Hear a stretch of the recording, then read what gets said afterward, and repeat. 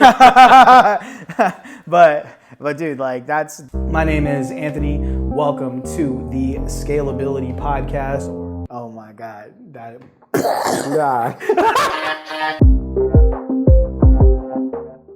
So first and foremost, I usually like to just hop into podcasts because, I just like to go with the flow. However, I think today is really important that we give context as to who you are first up front. So I want to talk about some credentials first because the way that you and I met was really interesting. We met through our friend Mike Lee. Of course, a lot of you who are watching this are going to know Mike Lee. But when I met you, it was really interesting because I met you at a time where, dude, like my mental health is constantly up and down. But the day that I met you, I was like very down that day. And then it just was like really interesting to meet somebody who understood what I was going through, who understands what I go through, period, in life. But also having like the background that you have. So can you real quick give not even real quick, dude, take your time. Give your intro, who you are, your credentials, what you do, because I feel it's important that people know this. Well, awesome. Well, first off, I just want to say I appreciate you for being vulnerable with a random stranger that day. Yeah. It's not easy to, just even as a man in general, just to, feel comfortable talking to somebody and just actually telling me what's going on with you, some serious stuff that's been going on with you. Yeah. So that I appreciate. My name is Jarelle Parker. I am a executive personal trainer, performance coach from Vallejo, California. Originally graduated from San Jose State, currently a student at Santa Clara University in their graduate counseling psychology program. I've always been interested on why human beings do the things they do versus trying to judge. Always asking and questioning behaviors versus trying to shaming and guilt behaviors. And something that I've been priding myself on because I kind of been on my own mental health journey since about 2016. I'm not 2016, when I was 26. And just really trying to wake up and understand not only just myself and like, because I know most of us come from like broken homes.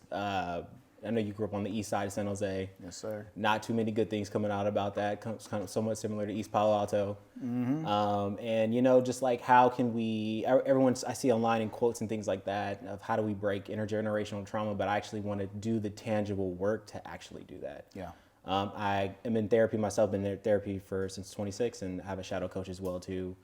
Been to many retreats, have clients who invite me on their retreats too. Came back from Bali in October. Nice. Shout out to Justin. That's the Cliff Notes version of who I am, but it's much deeper than that. But let's dive into that, right? So how old are you now? I'm 30 now. 30 now. So you've been going to therapy for 4 years, right? So I've only been in therapy for like the last year-ish, and I say year-ish because it hasn't been consistent. Actually, my girlfriend was like the one who was like, dude, you need to start therapy. She didn't tell me you need to start therapy. She was like, hey, if I find you a therapist, would you be down to go? I'm like, yeah, of course. I was very open to it. And it's been very effective for me in understanding who I am, especially because like I feel like, so you talked about like guilt culture. I get psyched out a lot, man. Like I get psyched out like with all this social media stuff going on, Andrew Tate and all these dudes, and I get their perspective, right? I think there's a lot of people who are depressed who have like only depression, and depression is normal. Depression is very normal. Or they're manic depressive and they don't understand that. And that's where I didn't understand myself, right? Like I for like the longest time, I've been this entrepreneur dude or super interested in business, and I just didn't understand like these waves that I was going through. I thought it was normal, but when it started to become not normal was like when I started being more vocal about, like, hey, like I've been suicidal for most of my life. I just don't talk about it. I don't tell anybody. And then the further I got into that journey, it was like, dude, like being suicidal is not normal. It's not a normal thing. Like normal people don't just like randomly think about suicide idea. Like it's not. And I ended up getting checked into like a 72-hour hold or whatever because I was about to take my life. And that kind of led me down like this whole journey, right? And the more I learn about it, the more I start to realize, like I have like this belief that like all this all this bullshit that we go through in our lives is meant for you to help somebody else. Like we go through pain to help other people, which is why I talk about it. And then that night I was open about it with you. And here's what's interesting about you though, Jarelle, is that you are a fitness guy that understands psychology. And usually the two don't. The two are... There's absolutely nothing in my program at Santa Clara that relates towards how fitness can help with depression or anxiety, or how nutrition can help with depression or anxiety, when literally like 95+% of your body serotonin is made in your gut microbiome. So let's start talking about this now, right? Because I'm all right. So you are an executive coach, meaning like what is the type of client that you enjoy working with and that you target to work with? So the primarily, I look for people who, they're mostly like type A. Obviously, like if you're if you are an executive of any kind, you're a type A. And to really have like a multi-billion dollar business, you kind of have to have a certain personality type, certain temperament to yourself. There's just different psychological profiles and personality types for that. But in terms of like the fitness domain, I'm looking for somebody you are just ready to go. You are ready to work. You're excited to move your body. You understand the correlation between your mood and how working out will benefit you. That way you'll be more present with your employees. You'll be more present at your board meetings. You just have more stamina, energy, and ready to go. And it really, that's my ideal.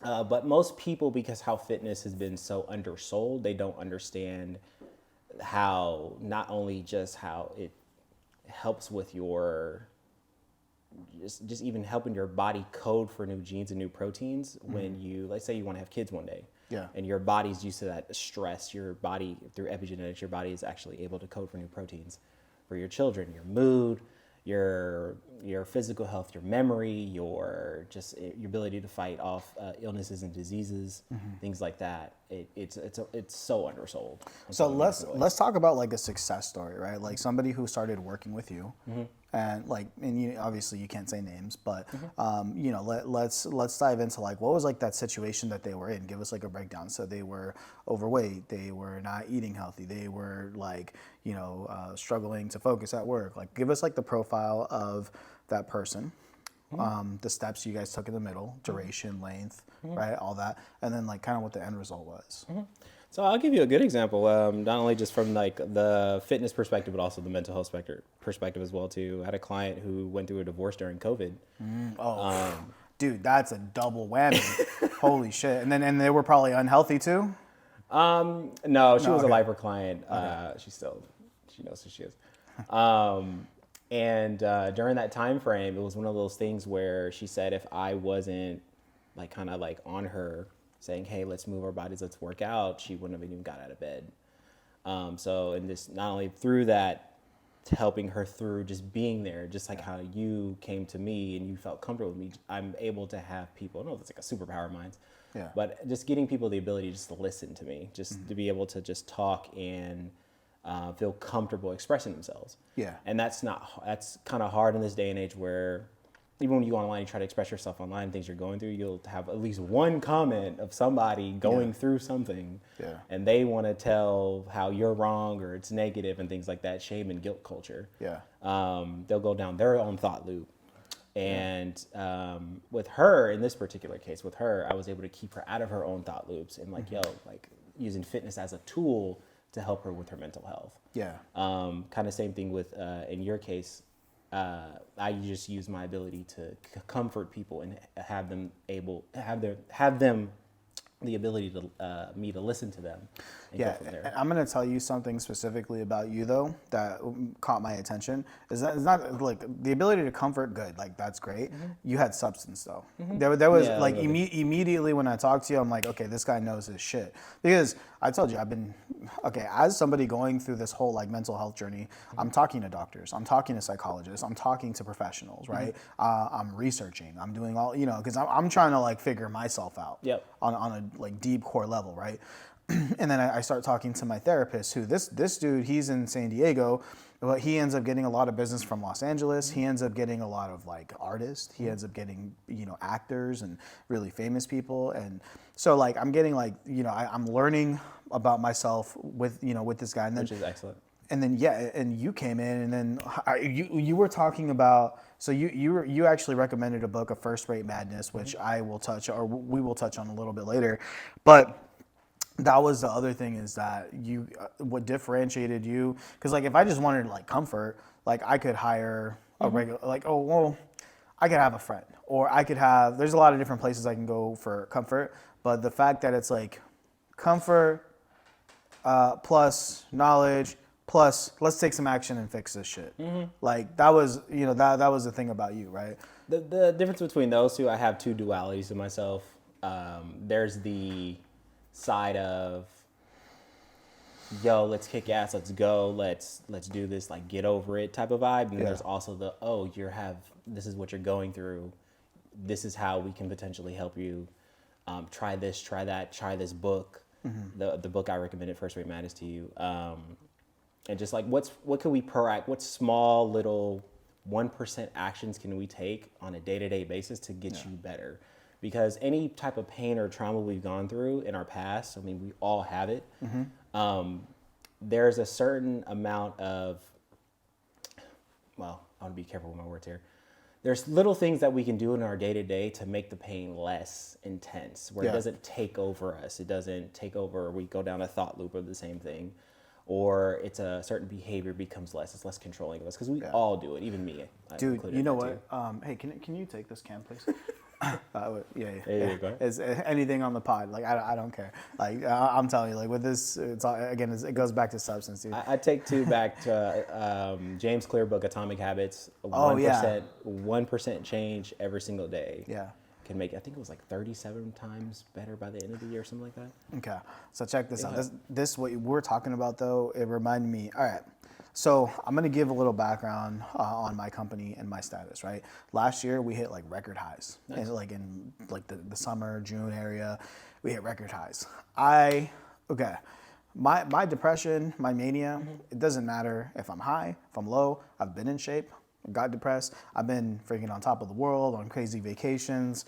Like I can still get depressed. I could be in a room full of people I love, and then my mood can just like out of nowhere change, right? So my mood is not my mood for the most part, like again I can be extremely in shape, like drop 30 40 pounds, feel freaking amazing, and I could wake up one day and just like want to kill myself. It's just very bad, right? Sometimes, but there was I was listening to, so I sold half of my business. Okay, so I used to own 90%, but I just sold half of my business. Okay, or now I'm an equal partner in my business. And I did that out of responsibility, because the bigger my company gets, the more people rely on it. And for me, because of my mood swings, because of the way that I am, like last year when things were up, I ended up getting depressed. And then I was out for like 3 months. Money's coming in, everything's fine. Like Russell has an album called "I Hate When Good Things Happen." I hate when good. Oh, dude, I didn't even listen. I hate it when life goes good, or something like that. Yeah, and the thing is, like, I feel like, so now fast forward, my business partner interviews our whole management team, and the constant thing that everyone says is, hey, when Anthony's up, we're manic. When he's doesn't sleep, when he's freaking thinking of these ideas, when he's going after it, everything's fantastic. When he's depressed, nobody has anyone to go to. There's no leadership. There's no guidance. None of that, right? So, so this is where, like, I feel like I wish we would have met back at that peak, right? So now November, December completely humbled me. I'm at the point now where my business partner, who's now equal partner, he's really, he's keeping track of everything now. He's making sure, like, that's excellent. You're not overspending. He's making sure, like, hey, you're on a reward system now. Like, you're, all these things. I will say this, even as a leader in your position, the fact that you're even cognizant and mindful of those behaviors about yourself, is excellent because I know so many. Chamath Palihapitiya went through this journey as well too. One of my favorite billionaires. He's actually on the All In podcast. He went through this journey of how he was a high-end executive at Facebook and how his mental state was correlated with his success, but at the same time, at what cost? So for you understanding, he went through his own mindfulness and mental health journey as well too. You're understanding yourself. So this is nothing more than going to make you a better leader in the long run. Yeah, I feel it. I feel it like it's just in the short time that I've given, because I didn't have to sell half the company, right? But I needed to give my business partner enough incentive to like, hey, I'm being very serious about this. Like, I don't need to sell this. Here's proof. Right. I'm giving you this because I trust that when I am not doing well, that you can take the reins, right? So, and also I feel like that teaches a lot. Just in that short period since he took over to now, we're already like skyrocketing. Excellent. Like into the right direction. Is there a depression that's going to come up? Sure, maybe. And dude, I'm hoping like once we're back up, I actually want to hire you to be my whatever it is that we call you, right? Because like I think that you're going to be like on my roster of how I cope. Because my company, all it was me coping with my shit. Like building my team around me to handle, like building this management team, it was just me coping with my shit. But anyway, coming back to you though, so you met this lady, she's in COVID, double whammy, divorce, which by the way, he works with women too. I didn't know that. I thought you only work with men. No. Dude, that's, all right, well, that's perfect that we uncover this. So now you're keeping her accountable, okay? So what does accountability look like, you know? So the main thing, here's what I do with my clients, and this is kind of like something I've learned. There's an OODA loop model in the military: absorb, orient, decide, act. And what I do with that is I mostly help my clients orient and observe what's going on. Orienting is essentially you're talking it out. Then you observe what's going on around you in your situation. Then you decide what's going to go on. Then you act upon that. And the loop continues on and on. So it's essentially helping her, hey, what's going on in your life? These are the areas in the domain that I can particularly help in: your fitness, your mental health, your nutrition. Obviously, there's limits to what I can do because I am a student currently. So I'm learning, and most likely just keeping my mouth closed and just observing and learning from other people who are experts. And then from there, I'll either send them research articles on what to do. This is what the current science says, because science is changing all the time, and you need to have accurate resources of what you're saying and what you're even presenting to your clients and your people, even my friends as well too. And then it's just that continuation process of, hey, this is where your nutrition is. Can we fix this? Little changes here, or here's some protein drinks you can take, or here's a new program for you as well too. Oh, this isn't fitting your lifestyle. All right, let's change this around. I normally decide to design a program that works for my client's lifestyle versus the other way around. And if it's ever going changing, like they're traveling, things like that, we adapt to that as well too. The accountability is more so communication. I check in with my clients almost every day. Right. And I roughly see them anywhere from like 3 to 5 times a week, roughly. Wow. This time, obviously during the holidays, it's been slow. Yeah. And but I work with passion, man. I love what I do because I'm the type of person, I need a tangible impact. I need to tangibly see these are the results I'm giving to you. Yeah. Rather it be physical change or just mental change. Like, yo, I just feel better today. And then that's kind of how I hold my clients accountable to answer that question. Well, let's talk about the tangibility, right? Because now we have this lady helped it through this time. I mean, I know it's still ongoing, but what's the result that happened? Right now, she has more mental clarity around for her direction in her life. She's able to feel comfortable just being with herself. Obviously, the divorce, she got kids, all that goes on to it. Sure. She's more accepting of and she's just be able to be more mindful and present with herself. Yeah. I can't really go into the details of it. Yeah. Because there's obviously like some downsides of that as well too, but I can say she's in better health for sure. That's awesome, man. And obviously during COVID, COVID was another thing, especially in California. The sky turned orange too, as well too. That was another thing. Yeah. That was a lot. All the smoke in there. Yeah. And all that. Yeah. That was a lot. Dude, so okay, now here's my next thought, right? So so the same way that people get comfortable with you, people get comfortable with me. And I'm pretty sure that we are both holders of many, many secrets. Yeah. A lot of times we don't ask for the secrets either. They just come, I know. right? And it's natural to. Bro, what's your sign? I just have to ask. I'm a Scorpio. Scorpio? Okay, water sign. I'm a Pisces, right? I feel like, and my girlfriend's a Cancer, right? Am I a water sign? I don't know. Yeah, Scorpio's a water sign. Okay, cool. Yeah, you on that Drake. but dude, like that's something that water signs were kind of go with the flow. But I'm not gonna get into all that. It's a business thing. So we hold a lot of weight from other people, right? I get calls like you get calls. I'm not a professional. I don't do coaching, but dude, everybody knows that they can always reach out to me anytime. That even if I'm going through something hard, me helping someone else actually helps me. Weird, but who do you go to? Like, who's your mentor? Man, who do you see? I have, and this is something I've been struggling with as well too. It's a good struggle. I have a lot of great, genuine relationships with people. Like I can actually genuinely call them my friend. And I'm usually the strong friend with people too. I'm pretty sure like people can relate to that. Like if you're in a leadership position, you're pretty much the strong friend. And side note, if you have a friend that just emotionally dumps you, as soon as they call you, this is what's going on, my God, girl, bro, let me tell you, whoa. If you have a friend and they emotionally dump on you, two things. They need to take you out to lunch or dinner to say thank you for being there for me, or B, you need to set boundaries. That's a lot of things that we need to struggle with. Boundaries, healthy boundaries. We struggle with letting them know, hey, I care about you. I love you. You still my boy. You still my girl. But I don't have the emotional bandwidth right now to hear you and be present with you in this moment. Can we talk later? Or can we talk at 5? Or can we talk tomorrow?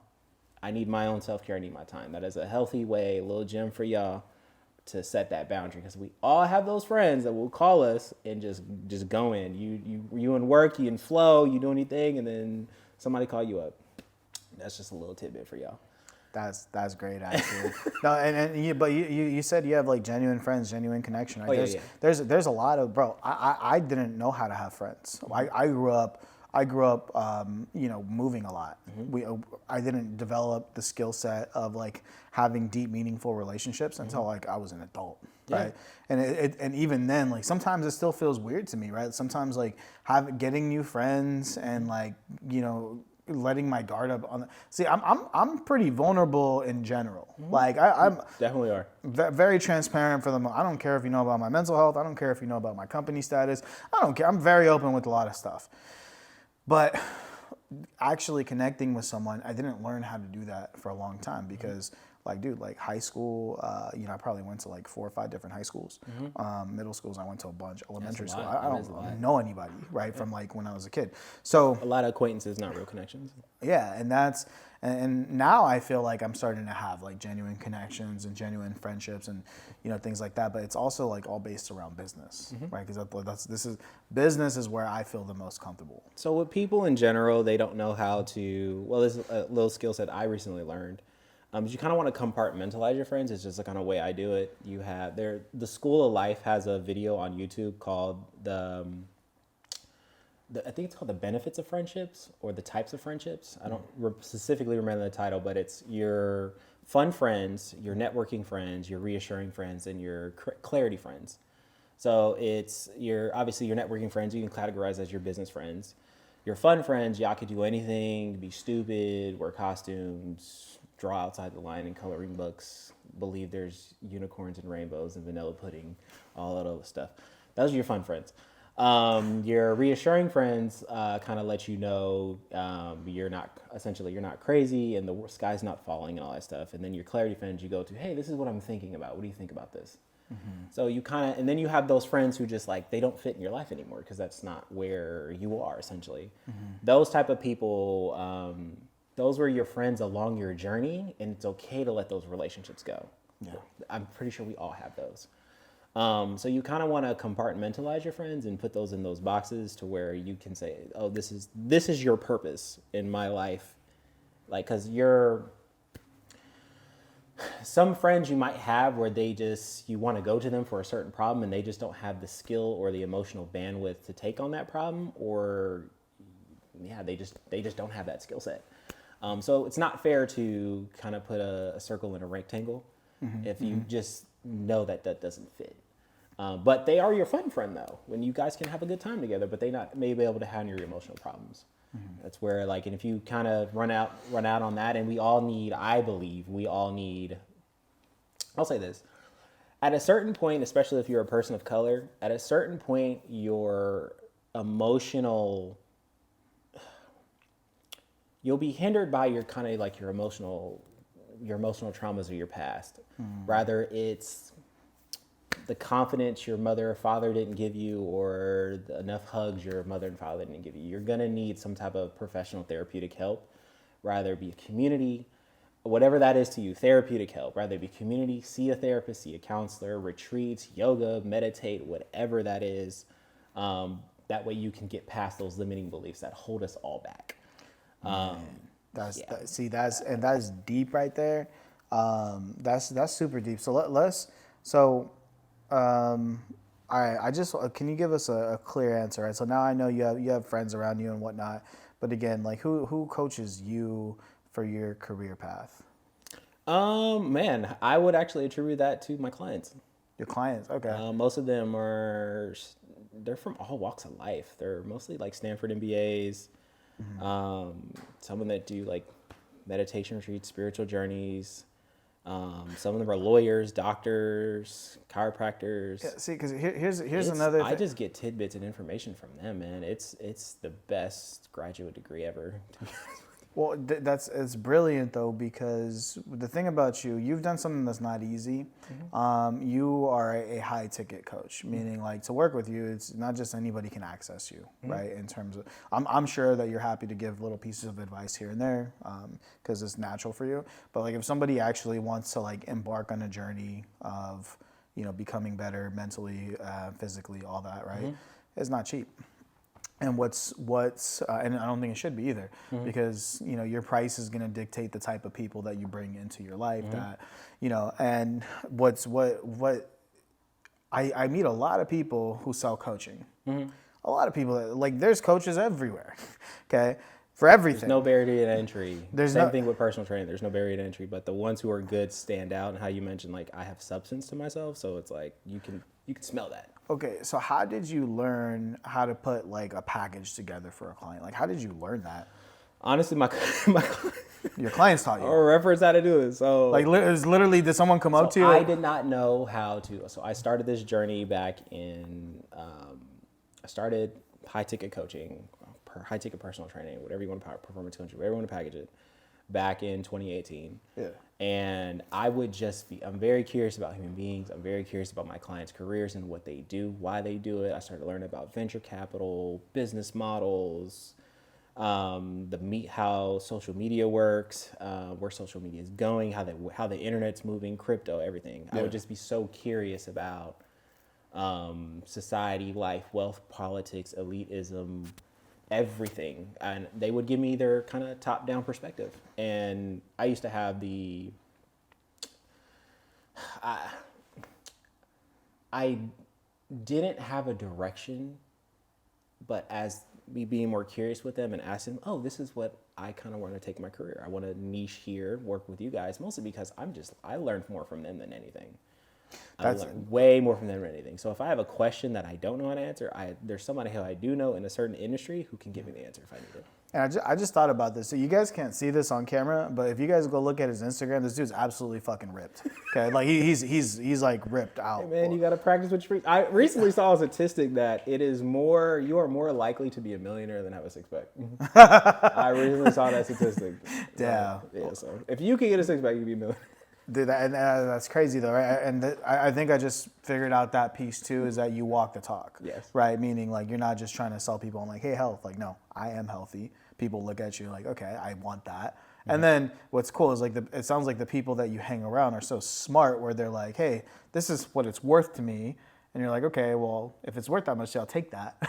Yeah. and let me give you that plus more value, right? That's so interesting because like so it sounds like you just organically fell into your business model. I organically fell into it and just understanding not just the business itself, but how to run the business. So that's kind of the difference with like entrepreneurs. We make the money. If you're a solo entrepreneur, we make the money. The money comes in. I busted my ass for it. It's mine, but no, like understanding this is the business side of things. Your business makes the money. You are separate from your business. You are an employee of your business. You need to pay yourself a wage. Even that component I learned from my clients. Yeah. Like this is how you run a business, how a business is run. The business has to make business decisions. You got to put your CEO hat on and how much do you want to pay your employees? Yeah, and see that's smart as hell too, right? So let me ask you a question. Do you right now, are you a solopreneur? Do you have employees? Like how does that work for I'm you? a solopreneur. It's hard in my particular field of what we do. It's hard to scale with other people, and mostly because you'll either A, get somebody who doesn't understand the vision and they'll get in, they'll take your clients, and that's the game. That's business. Yep. Or B, you guys kind of don't align on the vision of what you want, and I don't know. It's just hard to do. Like Dude. I would love to scale up a company doing it in some capacity. But another thing on the client side of things, the particular people I work with, they want you. Right. Yep. My clients have access to Stanford trainers and coaches, Warriors trainers and coaches, 49er trainers and coaches, Olympic trainers and coaches, like a phone call away, and I could be replaced easily. And that's what keeps me on my toes. Like I need to know who are they watching, who are they listening to, what podcasts are they, what newsletter are you watching or viewing in the morning, so I can understand their mindset and what they're doing, and I can be on top of my game essentially.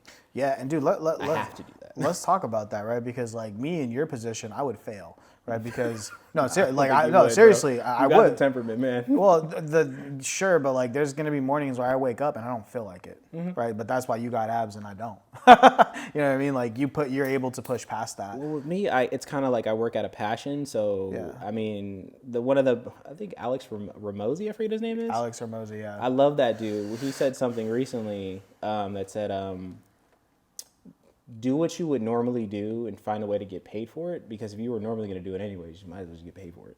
Yeah, I'm already going to work out, and I'm already going to study mental health, and I'm already going to try to be healthy in all domains. Like let me find a way to get paid for it. Yeah, let's talk about that then, because okay. So check this out. I have figured out how to make money without me being the product, right? And that was like one of the key things, especially for my mental health. How do I create something that people want to buy, but I don't have to be the person to fulfill, right? And for you, I think for what you're doing, and if you ask me, I like the direction that it's going. I think that what you should do is you should get as many clients as possible, max out as much as possible, and stack your dough and put that dough somewhere else. Or either create a product, create an e-course, create something else that can be done without you. But this is one of the I think what you're doing right now is one of the best ways in the world to stack dough. Well, not only that, I got a lot to say on that. Sure. The first thing is I do want to create in 2023. I want to create a third revenue source for myself. I know they said like wealthy people have like seven something like that. Whatever. Yeah. You know what I'm talking about. Yeah. The other one would be, man, you said a lot. I definitely there's a few points I want to tackle into. The other one would be I do want to partner with people, and here it's hard to do that. And another thing about my business and what I do, if you are a service in the service industry, and you have to understand kind of your market and who your customer is. And for me, I understood that I was a luxury service. Therefore, I need to be in a luxurious market in order to sustain a living, but also thrive. Yep. That's something that I wanted to do. I grew up poor, Section 8 food stamps. I wanted to thrive and live life. And then I've can confidently say that I've been able to do that. And now my kind of goal is to help other people understand. And guys, by the way, we're at Jarelle's place right now, and this area that he lives in the peninsula is one of the most expensive places in the U.S. Just wanted to say that. It's a luxury building too. Thank you. Yeah. But even with that, I would even say with this, the place that I live in, I kind of got this at a deal during COVID because I knew when everyone was moving out, everyone was moving out of San Francisco Bay Area, moving to Texas and Tennessee, everything. I knew the market dropped. The market did drop. And I had a roommate at the time. Shout out to Tyler. And we struck it. We knew you are a product. Stanford did a study where it's your zip code is destiny, essentially. Where you live and that's cliche saying you are an average of the 5 people you surround yourself with. I wanted to be around successful people. Yeah. Real successful people, not, I just want to be around successful people at, I don't know, like Santana Row or something like that. People who just want to hang around. I want to live in it. I want to see how they live. And I want to be able to give back. Oh, dude, that's why I moved to Cupertino. I was like, you know what? I of all the because like the place where I live, I could afford a luxury building, and I pay luxury price, but I don't get the luxury everything, right? But it's also for like your my mental health and my peace of mind. Like I'd rather, especially during COVID, like everyone was indoors. I wanted to look outside and it was nice. Yeah. And we got to go out. And it was nice versus I'm in a shitty place. I was living at a really shitty place in downtown San Jose. And I just wanted to, just for like my mental clarity, I knew these things that I valued and everyone else has a different value system, but I wanted to, 1, be by my clients, 2, it was during COVID, so I wanted to look at something nice, and 3, stop living like a college student. That was another thing. Stop living like I'm living in a dorm room. So that's when I made the decision to move at 26. Dude, and you know what? I feel like, so do you feel like being here, like being able to rub shoulders with some of your neighbors? Absolutely.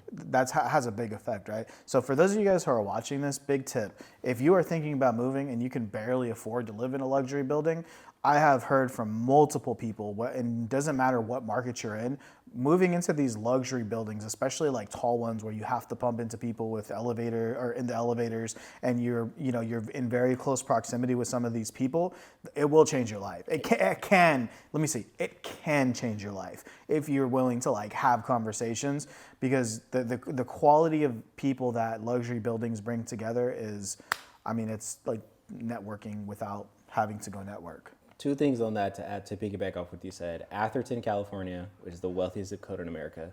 You will not know about it because it's super low key. It's literally down the road from here, right next to Palo Alto, Santu Road. To piggyback on what if you're saying, the best time to move is during the holiday season, November, December, January time, mostly based on human migration. People tend to move and get out to new places. So even places like this, or any type of luxury area, has deals going on to get more people in for the springtime, the summertime, things like that. So that's just basic human psychology. So Dale Carnegie, the book, How to Win Friends and Influence People, he has a line at the end of his first chapter around like, study the human mind. You will not need to worry about anything in life. I'm telling you right now, I read that book fresh out of college, and it changed my life.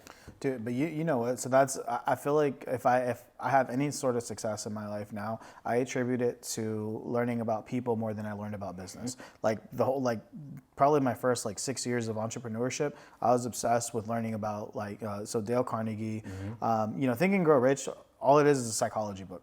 That's really all it breaks down to is psychology. And going to Tony Robbins events, like Tony Robbins, same thing. He calls it practical psychologist, right? You're obviously not going for a degree and shit, but he's talking about your state. He's talking about everything that they actually talk about in these events is all psychology, and that's like where I had a hyper focus, and that contributed to being able to manage people and motivate people and motivate clients and all that shit. So but dude, let's come back. This is a great conversation already. So when I was talking about scaling the business, your mind was going everywhere. What's the next topic there? It'll probably be around creating e-courses or an online community. Okay. where I could give value to people on a month-to-month basis.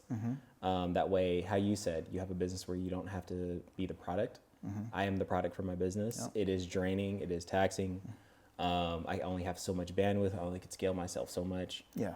So that'll be my journey into 2023 as well too. Either be creating content, to build trust with an audience as well too. My client Gina is the CEO of Mighty Networks, who's all about helping creators create communities that they can charge for, that give value to their audience. Because if you have, people have that mistake. You don't need tens of thousands of millions of followers. You just need really Kevin Kelly's model of 100 true fans or 1,000 true fans.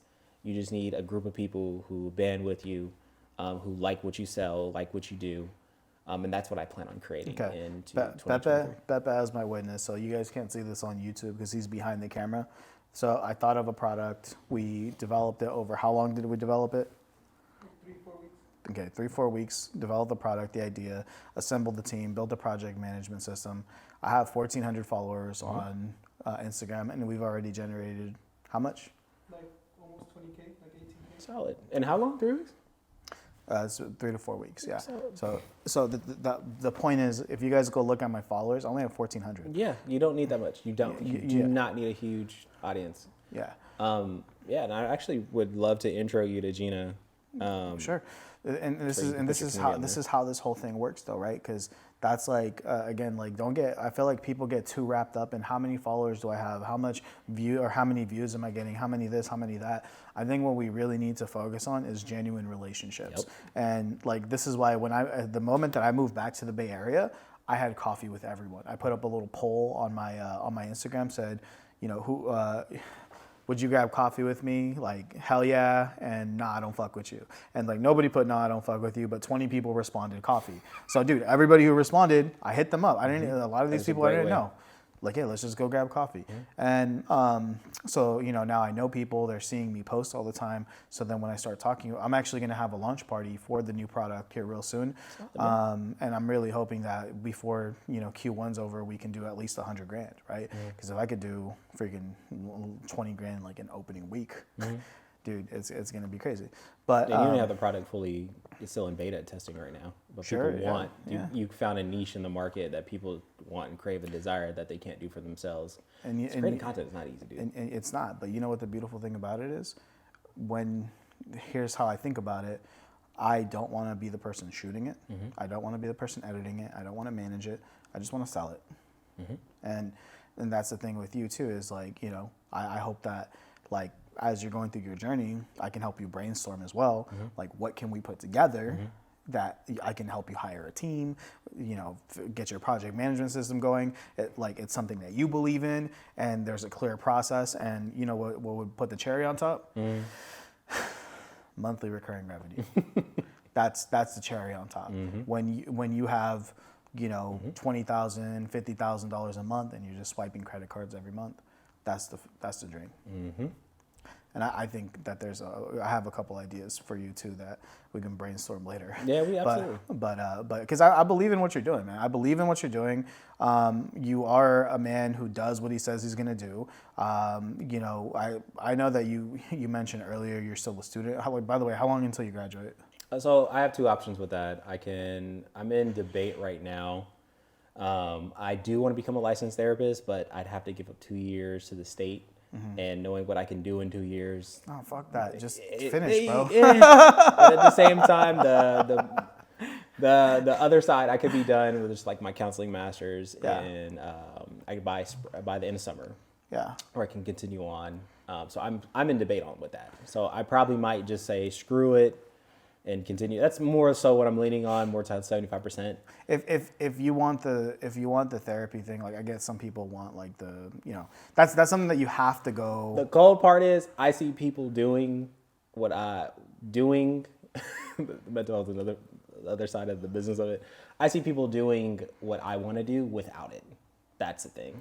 Yeah. So it's like, the difference between like coaching and then the therapist and therapeutic practices, that's like a whole other. Bro, like, okay, so my therapist, God bless his soul, he's an awesome guy. He's freaking amazing. He's been in the business 30 years. I pay him $185 per session. Oh, you do have to take me once 185. Is well $185 per session same. for 1 hour, and sometimes I even end it early. Clinical But- hour, 50 minutes. Whatever, right? Yeah, and I'm just like, damn, like it took you all this time to get to this level where you can make $185 an hour, which is like, when I think about it, and I think about like That's me too. That's me too. months, dude, like, there's been some months where I've paid myself like $20K out of my company, and I'm like, I don't have a fucking degree. I haven't been doing this shit 30 years. Like, It depends on what you value. I value more so, and I love talking and teaching about business. Yeah. Like how you just created a business model. I love that. yeah, But there's also a part of me like, hey, long term, when I'm 60, 70, 80, like what do I want to hang my hat on? And it'll more than likely be mental health. So even if I pause for the next year, 2 years, 3 years, I don't mind saying I'm 35 and I'm a licensed therapist. I don't mind doing that. I don't mind saying I'm 40 and I'm a licensed therapist. There's nothing definitive. I'm not in that Silicon Valley rush. yeah. Not in that hustler culture rush. I love learning from the people. You know why he's not in a rush? Because he's got good clients paying him good money. That's why. That too. That's why. Loyal clients Yeah. who pay me well. Yeah. I bet you if you were broke, you'd be in a rush. If I was broke, I have the knowledge to make money. I'm not worried about that. Yeah. And I have the genuine relationships who believe in my skill set and my talents. If I was to ever hit rock bottom, Yeah. your network is your net worth, and then there's a concept called social capital, where which to me is way more valuable than actual capital itself, because most people's careers are based on somebody else's relationship with somebody else. Oh, I've known so-and-so for 20, 30 years. Let me intro you to him. Done deal. So that part of my nervous system has rested. I'll be fine. See, and you know what's crazy about that? Dame Dash is like, yo, I'm going to help 5 dudes become millionaires. I'm going to help 5. And so when I'm down, all I got to do is ask you for 200, you for 200, you for 200. I'm back up a mill, right? And that's, bro, like, but that. If you get that though, like you put in the work there. Yeah. On that domain of your life, the networking, the relationships, like, so it's like. See, and that's the thing is like when somebody does business with me, whether they buy like Outsource Plug, Market You, or whatever they support that I'm doing, it's like, okay, you spent $2,000 on me. Well, I'm gonna give you $10K back in value, right? And the thing is like I bring to the table what most people don't have, because like my entrepreneurial journey was very interesting. Like so this year, me and my business partner made an agreement, said, hey, January, February, March, restabilization. We're going to get all of our companies back on track, making a profit, paying off debt, like everything's going to be back on track. After March, we're going to focus on the one skill that we have been absolutely neglecting, ads. It's like, dude, we understand how to create the entire... Yeah, we understand how to create the entire businesses. Like, we understand how to create processes, automations. We understand how to manage people, HR, all that shit. We're so good at all that stuff. But it's like we have all these companies, but we suck at promoting them. Like, we are great salespeople. We're great. Like, hey, Jarelle, if I put someone in front of you who needs what you have, like, you can sell them. But like, how do we get 1,000 people to raise their hands and say, hey, we need your shit? So that's where, like, after March, for the rest of the year, that's what we're focused on. Nice. Right. Nice. But yeah, that's where like again, like my entrepreneurial journey was just like I worked for entrepreneurs, and I feel very blessed. Yeah. Because you know how many people, like even like close friends and family, they make 10, 20 grand, and then they don't know how to manage people. They don't know how to create systems. They don't know how, like, they just knew they were so good at that one product. They made this really nice pillow that sold like crazy. And that's the one thing that they did. But all the other parts on how to make a sustainable business, they never learned. So I feel blessed in that way. I'm 30 now. Yeah, but I think that this next decade is going to be, mastering the art of advertising. That's what it's going to be. So And that'll just lead you to more customers, more clients. yeah, but like, what about you? You kept pointing at yourself, like me too. Like you feel the same way. Like you want to. Because that's the thing. Like I'm trying to learn how to advertise and market my business. Because most of my business just comes from referrals. Yeah. At this point, it's just purely referrals. See, but that's the thing, right? Like, because you want to learn that. I want to learn that skill set. Yeah, because like, bro, at that point, you become unstoppable. Again, we're coming back to the pillow. See, we can figure out how to make this pillow, but Like, how do we, like, I know how to build The best pillow in the world. Yeah, dude, I have a plug in China. One of my clients is a manufacturer in China. She can make this pillow. I can make the website. I got friends that have photo, video. We can make this thing look great. How do we sell 1 million of them? It's through ads, right? And that's the one skill, because now when we learn ads, we're going to be able to deploy that not just in our own companies.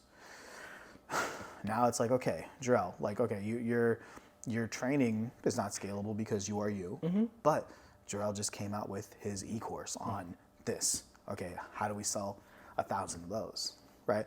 Like, I'm so intrigued by this idea of ads, man, because I know that we're going to be good at it. I know we're going to be good at it. Bro, I see the energy and the passion in your eyes. I already know you're going to I geek out, man. Like, dude, like, we were working with, so Blake, the peer materials guy? Yeah, like, it's interesting how, like, a lot of, like, the problems that he's having right now, in his mind, like, he was about to drop hell of money to start working with somebody to, build out these systems and these automations for him. And then my girlfriend was with his wife, and they were, like, doing, like, a girls' night, and Blake was like, dude, I'm not going to be here for girls' night. Like, let's go to your house. And I was like, fine. I was like, but bring your laptop, because you've been telling me about these problems. And in like 2 hours, bro, I fixed this problem, right? and that's the thing, right? It's like,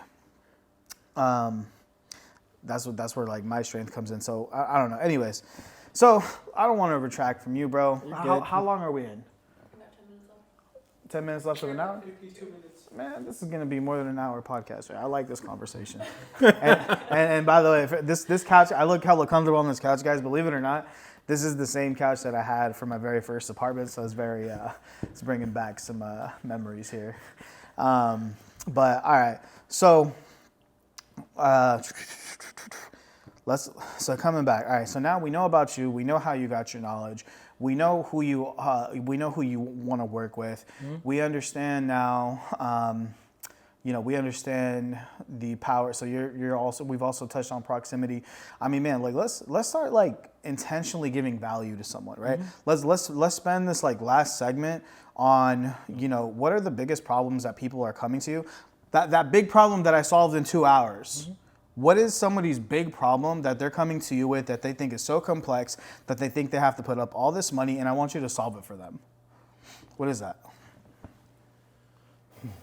There's a few. I think the biggest problem, it's a problem that I see versus the problem that they say to me, is that they don't understand. A lot of my industry is around looks and aesthetics. Yeah. Very, very true. Every girl wants a fat ass. I want this around my arm gone. Just little things. Like, I don't shame it. I don't guilt it, but it's like, it is what it is. Yeah. Like toning, I want to get toned. That just means I want strategic muscle, but in what area? It's really like getting specific on what you really want and why do you want to be healthy? And have them answer that question for themselves. Truly getting to their why. Like, usually I ask like 5 whys and really get down to the root of it. So ask me the 5 whys. Yeah. So, right? like, what about you? Like, Anthony, you coming to me for, how can I help you today? What do you need? So you know what, Joe? I've been overweight my whole life. Dude, I'm just really tired of it. I want to look sexy. Why do you want to look sexy, man? You don't feel confident in yourself already? I mean, come on, like. Well, you know what? I know that if I look sexy, I'll do more business. People like doing business with people who look good. So you want people to take care of you? I mean, you want people to take you seriously. Yeah. Why do you want people to take you seriously? I want people to. Well, look, I feel like I already do pretty good in business. I know that I'm, been like the chunky guy, but I've mainly been like going after business, right? I want to attract a lot more again, like, and I'm not dumb. I understand how the world works. People like good-looking people. Period. So that's really it for me. And also, I do want to feel good about myself too, right? Because I wake up every morning, and like some days I can't fit a suit, some days I can. You literally just, I don't got to go on the whys because you just already gave me enough details. Yeah, you want to look good in a suit. You know that people who do more business with people who look good, that's actually a scientific fact, by the way, too. Even people who dress good as well, too. That's another fact as well, too. So you kind of already went down to the deep end. And from there, I just go into, well, ideally for you, when were you the most confident at what size and what weight for yourself? Yeah, I think, man, actually a point in time where I was doing like MMA, and I was doing it twice a day, 6 days How a old week. were you? At that time, I was probably like around 20. How'd you feel when you were doing it? Well, dude, I ended up sleeping with a few of my fellow students because, after a few months of being there, You're young. I became good looking, and that was great. I got a girlfriend now, but, and that's not my goal. But you're asking me when I felt best about myself was when, when girls came to me and I didn't have to go to them. You're blushing. I should be blushing. I love pause on this selling. I love how raw and real this man is. Hey, I love how raw and real you are. Totally threw me off too, but I just like I love this. I remember, bro. I remember like I would go twice a day, and like, dude, that was like the first time in my life I started like seeing lines in my stomach, and like, dude, like the girls would just start talking to me, and I didn't have to talk to them. It was just weird. Is that what life's like for you, bro? Like, do girls just walk up to you? I don't know. Oh man, bro, I love it. I really do. Thank you. Thank you for this vulnerability, dude. How? I don't even know. Should I go back to the cell? Yeah, go back to the cell. At this point, man, I want to bring you back to that feeling, but at the same time, I kind of want to change your mindset around. I want to allocate it toward the business aspects of things. Sure. Of course, you're going to look good, but it's going to take work. You can easily get back to where you were, but it's going to take work. I don't want any judgment from you. We're going to get started. I'm going to throw you on a quick intro pack. Let's say 4 sessions, 2 weeks. If you don't like it, you don't have to buy anything. You don't have to commit to something long term, which I normally do with my clients, anywhere from 6 months to a year out. 2 weeks in it, you get some good value from it. If it vibes and it works great, it works great. If it doesn't, it doesn't. Then at that point, I'd say a price.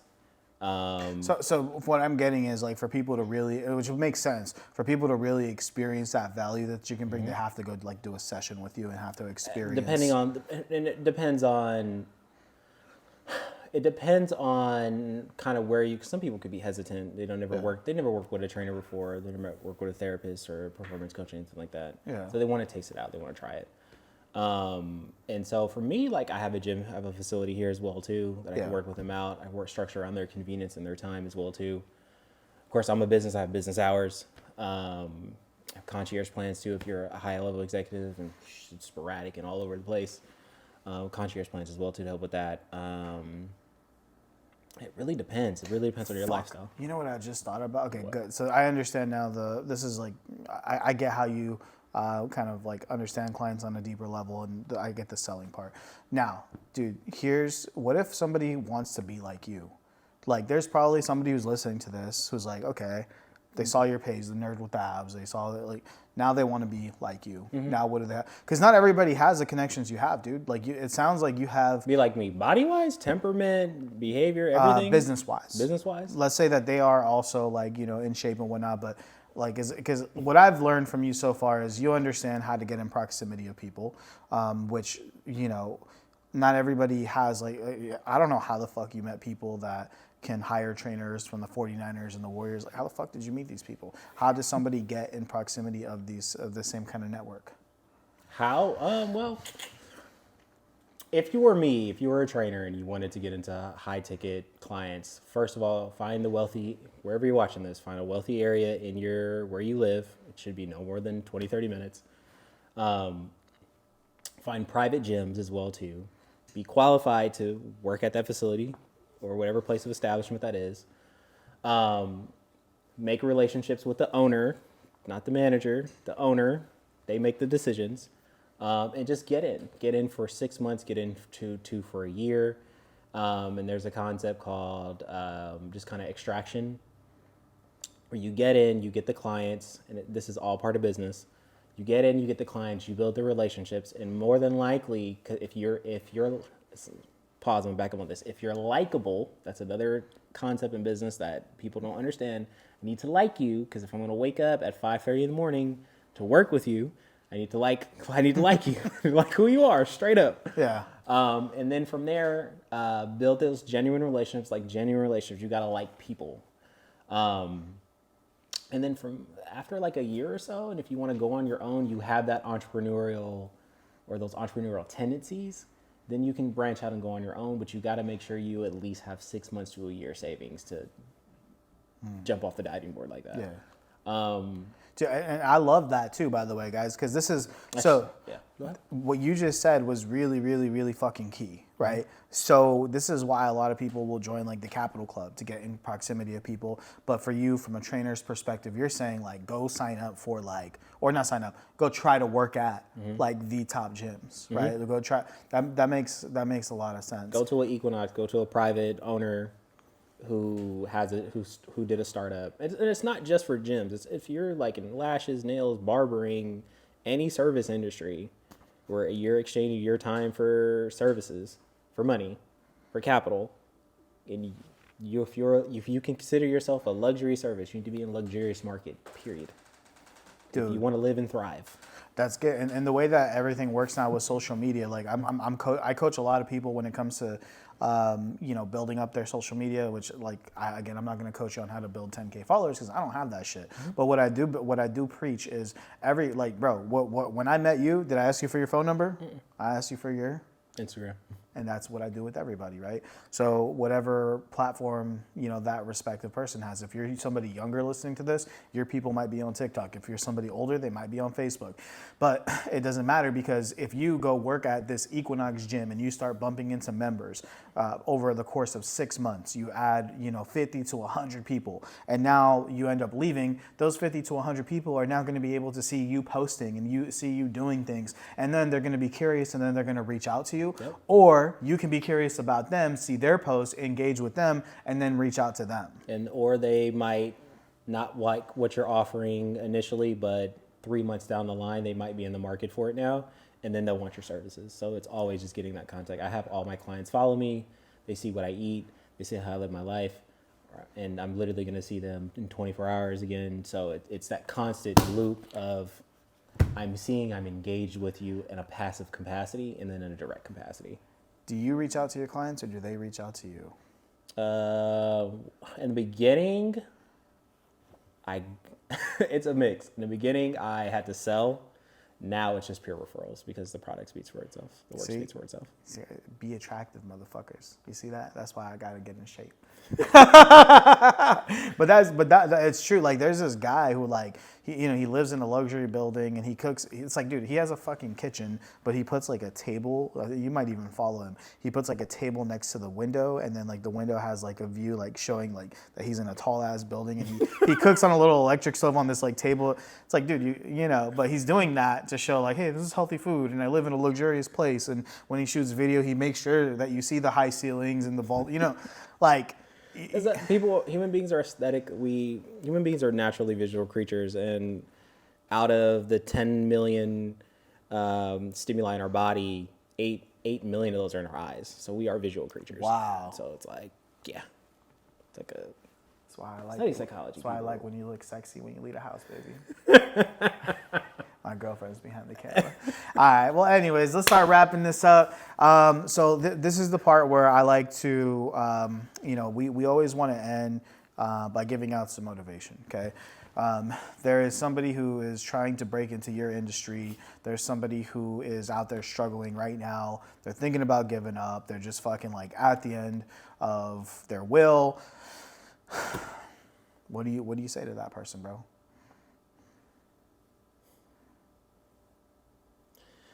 My take on I have a lot I could say on that. To me, I think motivation is bullshit. Okay. It's temporary, it's fleeting, because I could say something to you that'll rah-rah get you going on a Monday, but by Thursday you're back to your bad habits. My main thing to anybody down and out, you don't know what to do, you need to cleanse your social media, unfollow anybody and everybody. As soon as you see their face and they see their profile, they had to unfollow World Star. Like, I'm from the hood, I love ratchetivity. I had to unfollow World Star. It's just like, I don't want to see booty shaking or some fight when I just woke up in the morning. It's too early for this. You get that feeling? Yeah. Unfollow and cleanse anybody negative, even your parents. Unfollow all of that. Follow people like Gary Vee, Tony Robbins. I would say Gina B and Kenny. Shout out to Gina.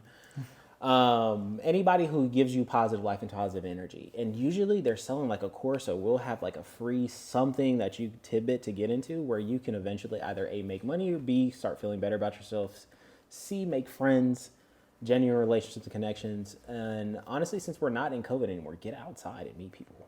Get outside, become likable, get in shape, take care of yourself.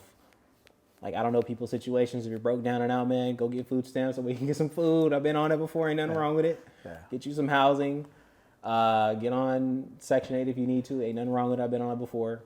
It's just a start. I mean, like, you fall down 9 times, you get up 10. You don't see, you never see a tree. You never see the roots talk about, fuck, what does that say? It's about the tree, you know what I mean? No, not that one. It's about, fuck. Throw it off my floor right now. I think I've heard of like roots, like there's hella roots and hardly any branches or something It's like that. like you never see a tree grow, but you just see it. It's just like blossoming. It's all good. Or something like that. But guys, that's a really good tactic though. Unfollowing negativity, that's a really great tactic. I love to. And hear like that. anybody who shames or guilts you, like you need to get those, cut them out of your life. Yeah. And if you are the person shaming or guilting, you probably ain't listening to this anyway. Right. But all right, guys, that's a wrap. Scalability Podcast. If people want to get a hold of you, how do they find you? Social media at Jarelle Parker, email at parkerjarelle@gmail.com, JarelleParker.com or nerdwithabs.com. That's mobile. Nerd with Abs. All right, thanks for being on, bro. Appreciate it, man. Thank you, man. Thank you.